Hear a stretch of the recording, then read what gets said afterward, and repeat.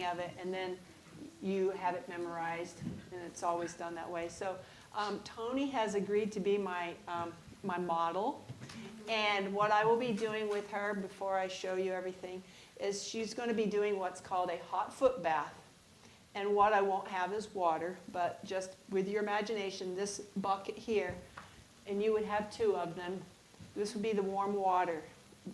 The water temperature for the normal is 104, and you warm it up gradually throughout the treatment to about 110.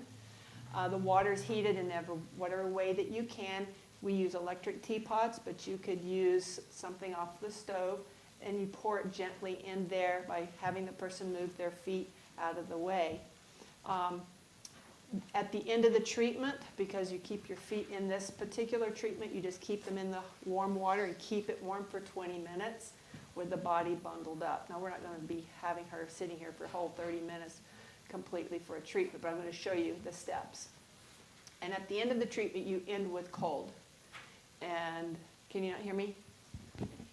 How do you measure the temperature? What do you use? So we have thermometers that you can get, and it's infrared. There's all the ones that you can dip in there. For myself, I roll my sleeve up and stick my elbow in.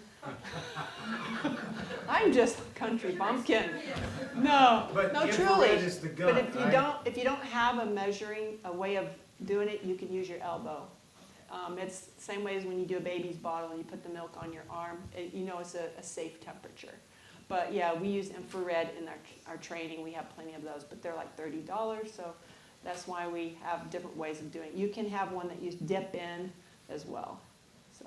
But you're going to spend money to do these programs. Yeah, you need to have the right supplies, and that it helps you look professional, and it helps you feel professional, and it helps the treatment go better.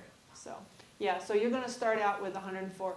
And before I even can start on with this, in our hydrotherapy room, we have, like I think I said up here, we had some water center, and these water vats are on plates, hot plates. That's how we're having to do it right now. And we keep the temperature at around 120 or so in those hot pots, and just add some cold water to bring it down a little bit. And you kind of figure out what you're going to do so that you don't have to haul as much water, you know. Cold water is easier to deal with than the hot water. You can just keep bringing it in. So anyway, when you want to set up for a person that's, for instance, you can do these hot foot baths for just about anything. A headache, nobody here should ever have to deal with a headache unless you have some really serious condition. Because the moment you have a headache and you stick your feet in the hot water, almost 100% of the time that I've done it for myself and other people, the headache has gone away. And what it does is it draws the blood away from the brain down toward the feet, and it just gets you relief that way. And when you add the cold at the end of the treatment, it's still drawing the blood away from the brain for another half hour because it's trying to keep the feet warm now. So it's just really neat how our body works, the physiology of it. But when I set up a person that might be not feeling well, I will have given them an interview. I'll ask them, you know, what are you presenting today? Headache, stomach ache, or are you cold? Do you have the flu? Or you just want to help yourself not get sick because you're going to be around some sick people maybe? You don't know. But anyway, you talk to them, you give blood pressure, take your temperature. You want to find out what their homeostasis is. That's what their normal starting out is. And then we'll start the treatment. So when I'm going to set up here, I'm going to protect the ground, the floor, wherever they're having their treatment with a towel. But this towel has two purposes, because not only is it protecting the ground, I'm going to use it for them to step out onto after they've done their treatment to dry their feet off. Once the feet are dry, you want to right away put the pair of socks on or a pair of slippers, because you don't want them to continue chilling the feet. It might have something like my friend with that bad cough if you stay chilled too long. So we'll get them dry as soon as they're done. So I put this on here so that they can dry their feet. And you put your warm water here, and then invite your person that is not feeling well to have a seat. What we're going to do today is just do what I called a dry run. So we'll put the towel here to protect the seat and in case they sweat, you know. You don't want to mess up your chair. So I put that towel there, and then there's different ways of wrapping them up. The way I like to do it is put everything on the chair and then bring everything from to the front like this. But you could just have them sit there and put everything around like this. But this is the way I like to do it. That way, you keep the air from going around the feet from the underneath because you don't want any chilling taking place. And so this will for sure keep you from getting a draft around your body. And believe it or not, you sure feel the cool coming onto you when you're starting to get all sweaty. So I use a queen size. It's the best size usually of a sheet and a blanket. If you don't have that, you could use a twin. Maybe have to use 2 twins. But this one here is a twin, isn't it? Yeah. But that's okay. I'll just turn it this way. I'm flexible. And while she's spraying that blanket, you know, you can have people in your church. I mean, in the village church, we have several shelves of blankets and sheets now. So when you're going through the Goodwill to look for something for yourself, swing by the linens department and see if there's anything really cheap. There's no sense to spend money you don't have to. But having plenty of these materials on hand is a nice thing to have. Yeah, if you're going to do that, see if you can find the white ones. Having all kinds of different colors doesn't feel as professional, but if at least they need to look like they haven't been thrown away as rags. Because some of the stuff that comes to the Goodwill isn't very good-willed, if you ask me. But so another thing that I will have that I don't have today, but you guys can use your imagination, is I'm going to have a basin here, an imaginary basin of cold water. And this is because we want to keep the head cool during the treatment. So this would cold water, and as soon as they're warm, you don't do it right away, but when they start warming up, you can keep the cold to the head because the head needs to stay cool. We don't want it to get hot. That's the brain center. You know, your computers have fans on them, and it has to stay cold. Airplane simulators, there are so many cooling things on those computers. It's freezing in there to learn because they have to keep those computers cold. So this is our computer. We got to take care of it. So would you like to have a seat, ma'am? So how are you feeling today? Cold. She's cold. So she will not be cold even though there's no hot water in here because I'm going to wrap her up. You can put your feet in there. We'll just wash it out. You've got the right size. And so you're just cold. You don't have any illness or anything? A little bit of a headache. A little bit of a headache. Okay. I'm not diabetic. You're not diabetic. Okay. So she's not worried about her. Some people may have diabetes, and that doesn't matter so much unless they have neuropathy in their feet.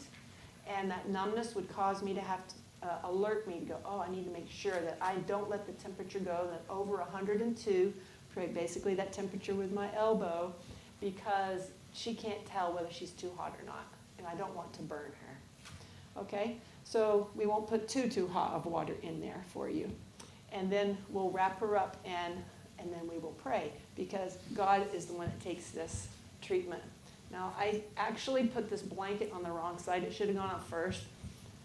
And the reason why, because we don't want to have to wash all our blankets. So now that I did it wrong, this is good because I can show you how you shouldn't do it. Okay, we learn by our mistakes, right? Okay, so the purpose of us wrapping them up that way really is to preserve the laundry. And this is so important in this ministry because we go through a lot of laundry. So the blanket should have been the other way around. Okay? So anyway, I'm used to making mistakes now. I'm going to fix them. So, all right, there we go. How do you feel? She's cozy and warm. Okay. Well, always before you get too involved in your treatment, you want to pray with your person. I like to ask them if there's anything they want me to pray for them for. And you'll be surprised what people might say.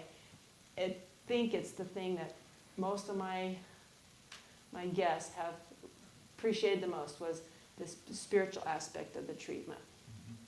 And it really helped me connect too, because this was actually an awkward type of thing for me to learn to do, is interact with people I didn't know in this way. I had never done it with somebody outside the family, so this is a huge stretch for me to be a part of this program, but I love it now because I've seen how it helps people. So anyway, that's helped me grow. So I'm going to pray with her, and if you guys would bow your heads. Father in heaven, we just want to thank you so much for this opportunity to practice some remedies that we can use to represent you in the healing process of not just our bodies, but also in our humanness that we just need spiritual help with. And I just want to thank you for this opportunity and help Tony to get warmed up. In Jesus' name, amen. Okay, so we have a timer. I do these treatments for about 20 minutes. I have a timer here. You could use your phone for a timer. But what I recommend is not having something that's really loud and startling when you're doing treatments, especially when you have your center going, because you're going to be, not everybody's going to be on the same time, and there's going to be going bing, bing, bing. It's very startling for someone who's trying to relax. So make it a quiet buzz or something, because you don't need to be shook to pieces while you're trying to do these treatments. So a hot foot bath is the most simple thing that you can do. And I usually wait until they start having a little bit of perspiration on their lip or something like that before I put the cold to the head. And I'm not going to put it on her to keep it on, but I fold it like this if it's a hand towel, just how I do it, and put it over the forehead like this. Now, if you have a hand towel rather than a washcloth, you can wrap it down and put it like this over the cheeks. And when they're really feverish, it feels so good to have cold over the face. And you can also have it, sitting there on top of the head. You can put ice packs on the head if they've got fever.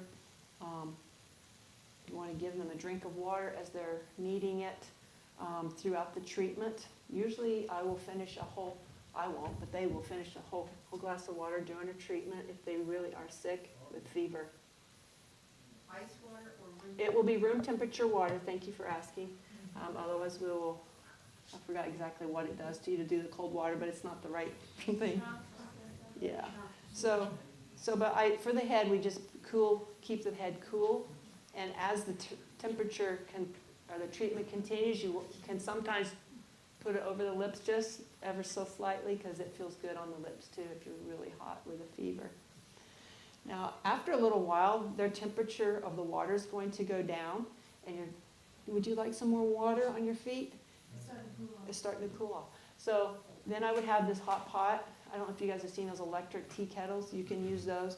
Once you've heated it up once, it's probably all you're going to need for the whole treatment. So you could bring it from the kitchen if I was like here doing this, have it seated there. Now the basin that I have here is a little bit smaller than I normally would use. I use a dish pan. You can get them at Walmart or whatever your similar store is down here. They're about this big and this wide. And Pastor Ron, I don't know if his feet would fit in. Yeah, 13s. But most people's feet fit in. And so you don't want to take your feet out of the water, but you move your feet to the side, either both to one side, or you can tell them to move one to each side. Either case, you want to guard them with your own hand. So if I have her feet move to this way, I'm going to put my hand between her feet over here and the water coming in here, so that it doesn't splash hot water onto her ankles or on her. It's going to splash me, and I'm not going to let it splash me. I'm going to be more careful with myself than I would someone else, because I can't tell where they are. So I just have her move her feet apart or aside or something like that. And you don't take the whole off, you just take the part from the feet, and then have them move like this. I know you can't really see, but then I would put my hand here, here's my pot, and I just ever so slightly, and it only takes a half a cup of water to warm it up enough, and she'll say, that's good. And then I just squish it around. Now, something you need to be aware of, and I'm just telling you experience I had because I was a little careless. I didn't wear gloves when I was doing these treatments, and somebody had a toe fungus or something, and I got it under one of my fingernails, and I almost lost my thumbnail. So you want to be very careful and wear gloves when you're doing anything with people's feet, because you can't really tell that they have it necessarily. And being a non-medical person, it just wasn't on my mind. You know, I wasn't trained. I always put gloves on, always do all this washing and stuff that medical people do. So what I had to do was I took vinegar and I just kept putting it underneath my fingernail for about 3 weeks, I think, and my nail healed. So I don't even know which one it was now. It's all better. But just be careful with your hygiene when you're working with people so that you don't move stuff around that shouldn't be moved. What else? Have I forgotten here anything? How often do you do the cold? So we're not going to do the cold until the end.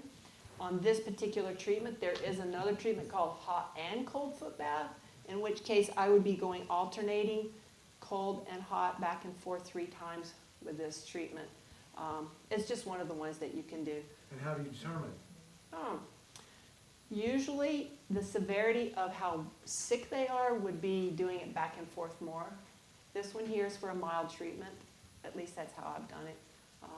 Usually Dr. Kelly or Dr. Hess will be asking me to do one or the other for a reason. If somebody had a foot problem, I'd probably do back and forth. Like if you had a recent break and you were just had the cast taken off, I would probably do hot and cold 3 times for better healing. How many minutes for the hot and cold? So if I was doing the hot and cold repetitively, you mean? Yeah, that is going to be 3 minutes of hot, 30 seconds of cold, and do it in 3 cycles, ending the last one with 30 seconds of cold, putting on the socks, and laying down for half an hour. But otherwise, are you warming up yet? Otherwise, I'm hot. I'm ready to get off of here. Yes, so the temperature that she's, where was I now? Okay, I forgot where I was going with that. How long? I will be doing this for around 20 to 30 minutes.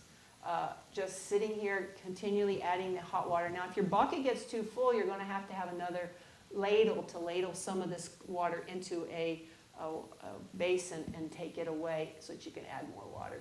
Usually that doesn't, I usually manage to finish the treatment before I run out of space in my bucket. So, yeah. So with the cold, we do use ice. It would be another basin like this one, where we would actually just have them lift their feet up and set them down in the cold. That's one way of doing it. It's my preferred way just because, I don't know if it's because I broke my arm or whatever, but I find it very awkward to hold somebody's foot, because you can pour the water from a jug onto their feet, and you want the bottom of the feet to get the cold onto it as well. So it's just super awkward for me. I cannot hold, even being right-handed, and this hand doesn't twist the same. So I just move from one bucket to another. And the 30 seconds, if they can handle it. Ice water, sometimes people say that is just too cold, I can't take it anymore, and even a momentary cold is going to do the reaction. So you know when you get splashed, that's a reaction. You'll get that with the feet. Temperature-wise, as far as cold? You want it to be at least 20 degrees colder than what your hot was for your reaction, but I don't actually test the temperature of the cold. It's just ice water. Now, if you're going to do treatments and you want to know all the specifics, you can use that same thermometer, and you can write down what the temperature of the cold water was and what the temperature of the hot water was on your notes, just so you know. But you know that 20 degrees is not that much. You can feel it, but it's not shocking as the cold ice water would be. So anyway, we're going to say that her treatment's coming to a finish, and I've kept her head cold with the hot cloth. I've given her drinks of water, and how's your headache? It's gone. Her headache is gone. How are you, warm? Yes. And she's warm. So we don't want her to get chilled. We don't want any of our people to get chilled. So always when you're doing these treatments, make sure it's in a non-drafty room and that the area that they're going to be resting in, even though you could have a window open, don't have it open near them. You don't want it blowing onto them. As I told you in my story where I had stood in front of that air conditioner, I got chilled from that air conditioning being on me, and could make you sick. So to finish the treatment, we will put cold on the feet. I'll just say that I have another basin here. Now I've moved it, and this is the cold water. And she's lifted her feet out, and I've lifted and put in the cold, and you're like, okay, now we'll take your feet out, and we'll just say she's barefoot here, and I'm going to dry the feet. And something really important about drying people off after a treatment is a frisking type of rubbing. It adds to the treatment, and it gives more circulation to the area. So what I would do with the towel is take one on either side and just go like this with the towel. I don't know if many of you can see it, but let's do it like this. So let's stick your arm out. I'll just show them how to do it. Oh, you are warm in there. So you go like this on the feet. Okay? And you would do this on any of your treatments where you're putting the cold on. It's called cold friction rub. And that way, when they're getting the cold done, they really don't notice that they're getting shocked with ice water because that cold friction is warming to them. So how long is the... That's going to be only 30 seconds of cold, and then she's done. She's dried off, and the socks are put on, and her shoes are on. And she's very warm in here, and so she probably needs to walk away with my blanket because she's going to be cold. Because I don't want her to be cold. That's the simplest way I can show you how to do a hot foot bath. It's very effective for anything you can think about, just about. But the rest period follows both sessions, whether it's hot and cold or hot. Correct. As soon as you're done a treatment, it's always at least half an hour of rest time. That's when our immune system is doing its job. Right now, we've just activated it. That's what I call it. Yes? Yeah, I was trained that when you did the hot foot bath, on finishing, you stuck your hand in the cold water and you sprinkled it on the feet immediately. There's different ways. Yeah. Yeah, there are different ways. Like Dr. Kelly said, there's a lot of different ways. Well, we try to do a standard way that we're doing it. I'm showing you the way that we're teaching our people how to do it up there at the village church. And I believe it's quite customary because most people that I'm meeting from Heartland and some of these other places where they've been training, it's pretty similar. So, but it is it can be momentary. It doesn't have to be 30 seconds, but we try to get people to last longer. All right, thank you for your help here. I'm going to let you take the blanket with you if you need it. There you go. You don't need it? Okay. All right, do we have any questions? It is a real quick explanation here. Is this the same way to treat the people having cough? Yeah, if you have a cough, it's not the treatment that you normally would give probably if you had a deep flu. That's the fomentation. I don't have time to do that today. But I was going to recommend a book that has some of these protocols for you. The one that I know you can get for sure is God's Healing Way. And BarbaraO'Neill.com is a place where you can purchase this book. The author that wrote it is Marianne McNeilis, MD, but she's no longer doing her own books. She has Barbara O'Neill doing it. And I found this one on Amazon. This is Agatha Thrash's book. And what I showed you today is in these books, with pictures and details. It tells you what equipment to have. It tells you the temperatures of things, and tells you what the treatments are for, what to be careful of, like if people had neuropathy or other kinds of conditions that might be of concern. And this one here, Oh, you're taking picture? Who's that one like? McNeilis, Mary Ann McNeilis. Somebody over here? Yeah. Okay, sorry, I'm wandering around now. Mary McNeilis on the one and Agatha Okay. Thrash on the other. So it's hard to really cover everything in such a short period of time, but I think it's simple enough that you guys have the idea. Hot water for 20 minutes, cover the person up, make sure they have no draft, keep the head cool, end with cold after 20 to 30 minutes, put the socks on and take a nap. Excellent presentation. Thank you very much. Now, I've asked Dr. Kelly to come up, and I thought maybe he might just follow up with the word of the physio.